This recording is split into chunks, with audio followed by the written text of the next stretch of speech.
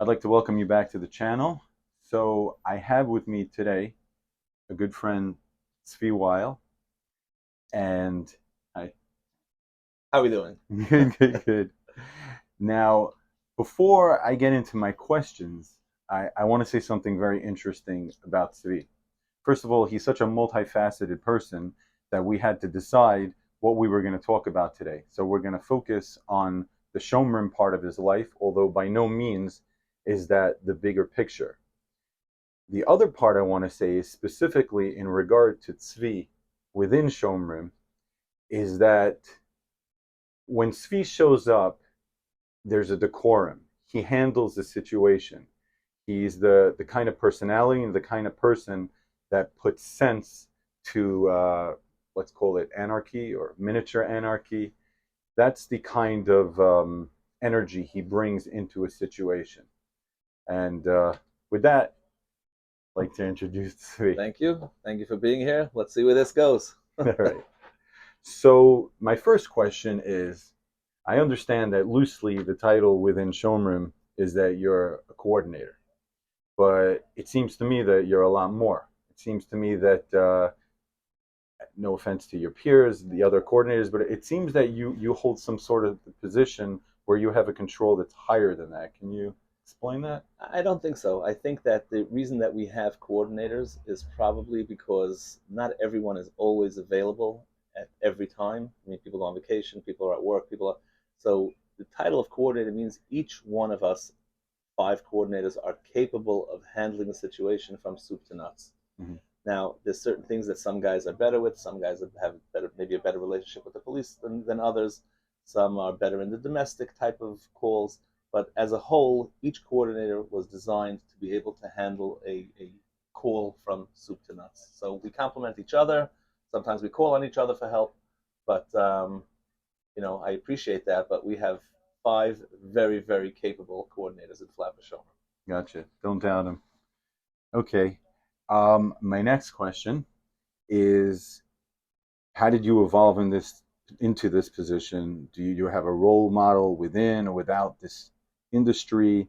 Maybe the person's not even with us anymore, but what brought you to be into this spot? A good friend of mine got me involved with Flatbush Shomrim. His name is Chaim Sharf.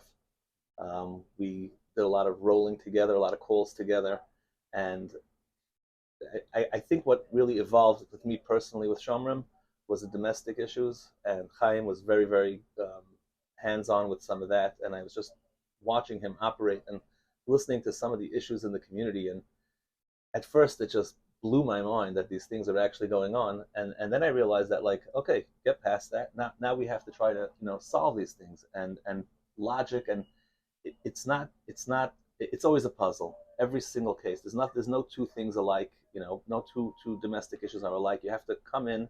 It's hostile. It's something going on, and you have to just pinpoint how. You have a few seconds to just get to the respect of the people that you're trying to help, and for them to realize that you're here to help and that you actually are capable of helping.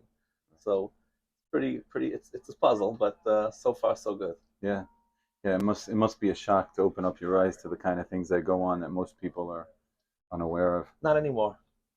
Okay. Um, Now, what does an average day for a non-average person look like in relation to Shomra without all the other stuff you got going on in your Wow. life? I mean, everyone carries a radio 24/7, including Shabbos. So, I always tell the guys when a call comes in, no matter how small or big, you have to answer that call because that just means you're on call 24/7. If you don't answer a call, then you're not getting any credit for any time that you were off call. Mm-hmm. So if you respond to calls, then that's who you are. You're a show member. Um, Again, you can be in shul, you can be sleeping, you can be late at night, you can be working, things come up. Now, there's obviously in everything, there's priorities. Some calls need two people, some calls is just one person to watch, and so you're listening closely while you're not at the call, you're listening to see if you will need to help out. But some calls can end up being 3, 4, 5 hours of missing. Alzheimer. We just had an Alzheimer patient was missing. It takes time. And then there's a lot of things that you wake up in the morning and you don't necessarily expect. I mean, recently we had a wellness check, and we ended up finding someone, unfortunately, a young man who was, in his apartment for days, you know, dead. Wow. So, there's a lot of emotions, a lot of things, but again, to be able to go on and do the next call, you kind of have to just not carry that emotion with you too much. Desensitized to some degree. Well, it's all from people, and it's all, so it's a little bit Orthodox. hard, right? It's a little hard to desensitize when it's your community and it's your people, but if you're focused on helping, then you just move on, like any other member. Understood. Your life revolves around helping others. How does it affect your own life? How does your wife feel? How do you balance work life with unplanned momentary madness at any moment? Now, this one gets a smile. No, because at the end of the day, my wife knows who I am. She appreciates what we do, what I do. She does see a lot of things personally and intimately of what the involvement is.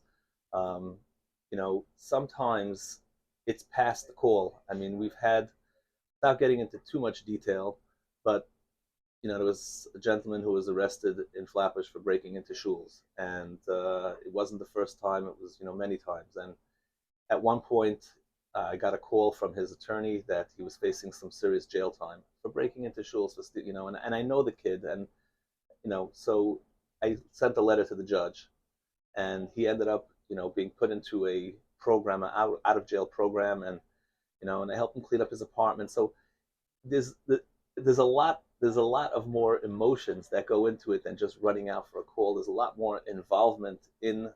So when you look at how it's actually helping that person, Mhm. no one in my family stands in my way. Everybody's proud. They just go, wow. I mean, sometimes I get a call from somebody that my kid got cut and he needs stitches. I'm like, I'm not Hatsala. Right, call Hatsala. Go, could you right, call them?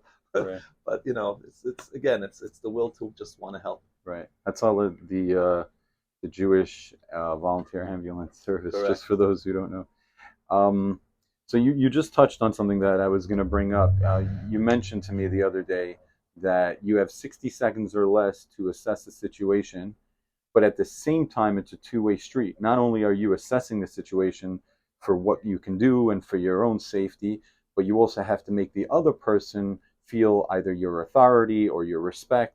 There's so much going on within a short amount of time. It's got to be tricky. I guess with time you get better at it, but do you have like a proven given strategy, or it's a knack So, that you so, build on? so you try to think before you get to the call. You try to think what's going on. What am I coming to?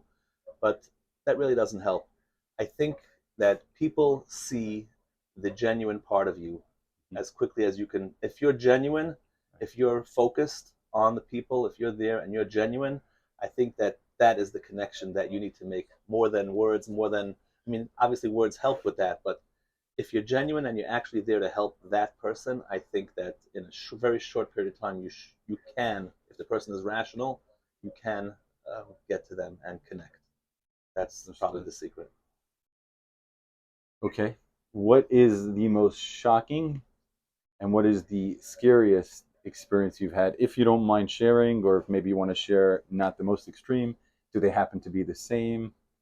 But let's hear a good story. I mean, shocking, I probably can't talk about because there's a lot of shocking things that happen. You get caught off guard. Um, but I think scariest moments, I mean, I was at a scene where the police were boxed in a car, and the car backed up and started ramming the police car, and I was like right there, and a police officer What the got rest of hurt. us see on the news. Yeah, it actually happened right here in Right. Flatbush, and at one point, the guy ran, one of the people ran out of the car, and I started chasing him, and between me and this person who was running away was a cop holding a gun, screaming "Stop!" And I'm like, "No, If it's he not." misses him. Yeah, like hey, it's not me. So I mean, there's Wow. definitely those type of situations, and then there's when you see someone in pain, that's scary too. When someone's really in pain and you come someplace, and we've dealt with suicidals and kids, people hanging over on the top of a floor of a building, or so there's a lot of scary moments, and you're called there, and you hope that you are the one that is going to, you don't want to mess up, but you're here to help. And obviously, we get the police involved, and we get the fire, whoever we need. We have protocols, so we don't just go there and kamikaze and try to help, Of course. do what we have to do. But until they get there, or whatever connection we have, we'll try to calm the situation down until it can get to the next level. So there's a lot of shocking things, and there's a lot of scary things, but somehow, that's why they pay me the big bucks. Zero. Totally volunteer. All right. I think you're going to enjoy this one. How do you attribute connections made within the political world needed to accomplish what you do while keeping a non-political personality? Well, that one. This one could take a few hours. No, but I think that the political world is just that, political. I feel like I am, like I discussed this with you. I'm very goal oriented. I like to see a finish line, and I like to try to get there. No matter how far it is, but I like to move forward. Unfortunately, in politics, I think that it's you can try, you can do, and you can put a lot of effort in, but you don't always see results. So I feel like we definitely need politicians. I mean, that's what we have plenty of them out there, and that's good for them. But as far as boots on the ground, I'd rather be someone that can help day to day, and even 24 hours a day, whatever it is, whatever time is needed. But I'm very goal oriented, and I feel like I need to do that in the position that I'm in, as opposed to being a political figure. Got it. Okay, that's fair. I feel that the policies and the protocols that the police have hold them back from accomplishing more. But on the other hand, it's safer that way to have rules. Not that you don't have protocols, but that you're more heartful. You're more focused. So even a person who's not necessarily a political figure, but even just a regular cop, I feel like maybe you're able to do things because they have to be concerned that their actions will have repercussions, perhaps. I think that the difference maybe with the police officers. I mean, I've seen a change in the police officers. They do have a heart when they're on the scene. They do. A lot of them do, care. A lot of them, I'm not saying, but a lot of them do. But when they go home, they go home. Right. They're done. Right. When we go home, we still are thinking about some of the things that we've seen, and how we can continue to help them, and what we can do going forward. So um, we are restricted in many ways also, because so many times you go into a domestic issue, and if you get married to that case, it just burns you out. You can't continue to do other things, because and I do have, unfortunately or fortunately, some of the younger children that have gone through some crazy stress and domestic issues, that 10 years later, they're at my Shabbos table, and I talk to them, and I check up on them, and got them into OHEL, and got them into different programs and things. So it's a little bit of a mix, but you just have to be very focused on what the job is, and not take on too much that will not allow you or get you burnt out from continuing. Understood. Understood. Um, I think you may have sort of answered this already, but do you ever observe your perspective of injustice, and how do you deal with life being unfair? The injustice, I mean, that is life. We don't call it life is unfair. That is life. Mhm. And everybody has to just deal with what's thrown at them as best they can. And sometimes things don't go the way we want, and sometimes we have issues, and we try to help in different ways, or personal issues that we wish went different ways. But life is about the journey, and everyone's not on a highway. Everyone's got different paths and different ways to go and figure things out. And I just try to help people, as best, if they come for help, if they need help, as best they can on that journey. Right, but you said you were goal oriented, and you said that you want to accomplish. And it must be frustrating when you know that something's wrong because we have a system that doesn't always come out right, you know? Correct, correct. That's probably the biggest problem that New York or the city or the country is facing right now is the justice system and what there's no punishment for or very little punishment or it certainly is we used to say the punishment doesn't fit the crime because it was too Right. harsh and now it's completely the other way. But that's what we have right now, and and sometimes people they're like, why should we call the police? Why should we bother? And I said, it's just for now, this is the system that we have. And we try to speak to the DA, we try to put pressure, we try to build a little bit more of a case than a police officer will do. We'll try to give a history and try to influence as best we can to what the real picture is instead of just a piece of paper report that they're given. Right.